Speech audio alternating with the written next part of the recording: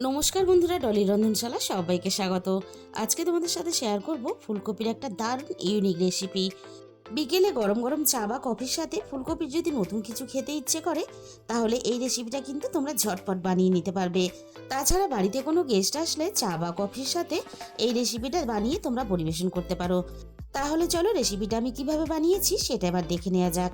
এই রেসিপিটা বানানোর জন্য প্রথমে আমি কড়াইয়ের মধ্যে কিছুটা জল দিয়ে দিলাম। এবার আমি জলের মধ্যে স্বাদ মতো লবণ দিয়ে দেবো। আর লবণের পরিমাণটা কিন্তু বুঝে দিতে হবে, যাতে লবণটা জলের সাথে মিশে গিয়ে ফুলকপির মধ্যেও সুন্দরভাবে লবণটা মিশে যায়। এবার আমি ফুটন্ত জলের মধ্যে ফুলকপিগুলো দিয়ে দিলাম। আর ফুলকপিগুলো কিন্তু আমি খুব বেশি বড় করে কাটিনি, একটু ছোট মাঝারি সাইজ করে আমি ফুলকপিগুলো কেটে নিয়েছিলাম। এবার আমি এই লবণ জলে ফুলকপিগুলো ভাপিয়ে নেব।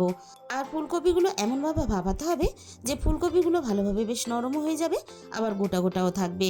ফুলকপিগুলো আমি খুব ভালোভাবে ভাপিয়ে নিয়েছি। এবার আমি সমস্ত ভাপানো ফুলকপিগুলো কড়াই থেকে নামিয়ে নিলাম। ফুলকপিগুলো নামিয়ে নেওয়ার পরে আমি খুব ভালোভাবে প্রথমে জল ঝরিয়ে নিয়েছিলাম। এবার আমি ফুলকপির মধ্যে দিয়ে দিলাম হাফ চামচের মতো ধনে গুঁড়ো, আর সাথেই আমি দিয়ে দিলাম হাফ চামচের মতো লঙ্কার গুঁড়ো। আর এখানে দিয়ে দিলাম অল্প একটু গরম মশলার গুঁড়ো। এবার আমি গুঁড়ো মশলাগুলো হালকা হাতে ফুলকপির সাথে খুব ভালোভাবে মিশিয়ে নেব। খেয়াল রাখতে হবে ফুলকপিগুলো যাতে ভেঙে না যায়। এবার আমি ফুলকপিগুলো একটা সাইডে সরিয়ে রেখে দেব। আমি এই রেসিপিটা বানানোর জন্য আগে থেকে মাঝারি সাইজে 3টা আলু ভাজার মতন করে একেবারে ঝিরিঝিরি করে কেটে নিয়েছিলাম। আর সাথে আমি মাঝারি সাইজে 3টে পেঁয়াজ একইভাবে ঝিরিঝিরি করে কেটে নিয়েছিলাম। এবার আমি দিয়ে দিলাম আলু আর পেঁয়াজের সাথে স্বাদ মতো লবণ। এবার আমি একে একে রান্নার গুঁড়ো মশলাগুলো দিয়ে দেব। প্রথমে আমি দিয়ে দিলাম 1 চামচ হলুদের গুঁড়ো, আর সাথেই আমি দিয়ে দেব ঝালের জন্য হাফ চামচ লঙ্কার গুঁড়ো। আর ঝালের পরিমাণটা অবশ্যই নিজেদের স্বাদ মতো ব্যবহার করবে। এবার আমি এখানে দিয়ে দিলাম হাফ চামচের একটু বেশি ধনে গুঁড়ো, আর সাথেই আমি দিয়ে দেব হাফ চামচের একটু বেশি জিরে গুঁড়ো।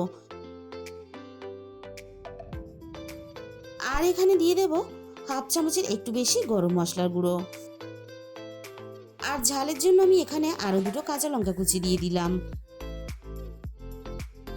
এবার আমি এখানে দিয়ে দিলাম 1 চামচ আদা রসুন বাটা। আর সবশেষে আমি এখানে দিয়ে দিলাম বেশ খানিকটা ধনেপাতা কুচি। এবার আমি হাত দিয়ে সবকিছু খুব ভালোভাবে একসাথে মেখে নেব। এইভাবে হাত দিয়ে চটকে সবকিছু একসাথে মেখে নিলে তাহলে আলু আর পেঁয়াজ বেশ ভালোভাবে নরম হয়ে যাবে। আর এই রেসিপিটা বানানোর জন্য আলু পেঁয়াজ কিন্তু এভাবে হাত দিয়ে খুব ভালোভাবে চটকে মেখে নিতে হবে। এবার আমি এখানে দিয়ে দেব প্রয়োজন মতো বেসন। আর বেসনের পরিমাণটা ঠিক যতটা লাগবে ঠিক ততটাই কিন্তু ব্যবহার করতে হবে। এবার আমি বেসনটাকে সব কিছুর সাথে খুব ভালোভাবে চটকে মেখে নেব। আর এই রেসিপিটা বানানোর জন্য কোনো রকম কিন্তু জল ব্যবহার করা যাবে না। আলু পেঁয়াজ থেকে যেটুকু জল বেরোবে সেই জলেই কিন্তু বেসনটাকে খুব ভালোভাবে মেখে নিতে হবে। আর রেস্টেও কিন্তু রাখা যাবে না, সাথে সাথেই বানিয়ে নিতে হবে। তা না হলে আলু পেঁয়াজ থেকে অনেকটা জল ছেড়ে দেবে, আর তার জন্য রেসিপিটা কিন্তু বানাতেও অসুবিধা হবে। এবার আমি একটা করে ফুলকপি দেখো এই আলুর সাথে দিয়ে ফুলকপির গায়ে খুব ভালোভাবে আলুগুলো লাগিয়ে নিয়ে এবার আমি হাত দিয়ে দেখো এইভাবে গোল করে সবগুলোকে রেডি করে নেব। বন্ধুরা, তোমরা হয়তো ফুলকপির পকোড়া অনেক রকমভাবে বানিয়েছো, তবে একবার এইভাবে বানিয়ে দেখো। আমি আগে থেকেই কিছুটা সাদা তেল গরম করতে বসিয়ে দিয়েছিলাম। আর তেলটা কিন্তু খুব বেশি একেবারে হাই হিটে গরম করা যাবে না, তেলটা বেশ মিডিয়াম গরম রাখতে হবে। তেল যদি খুব বেশি গরম হয়ে যায় তাহলে উপর থেকে একটা ভাজার কালার চলে আসবে, আর ভিতরটা কিন্তু পুরোটাই কাঁচা থেকে যাবে, আর তার জন্য কিন্তু খেতে ভালো লাগবে না। এবার আমি একে একে পকোড়াগুলো ভাজার জন্য তেলের মধ্যে দিয়ে দেব।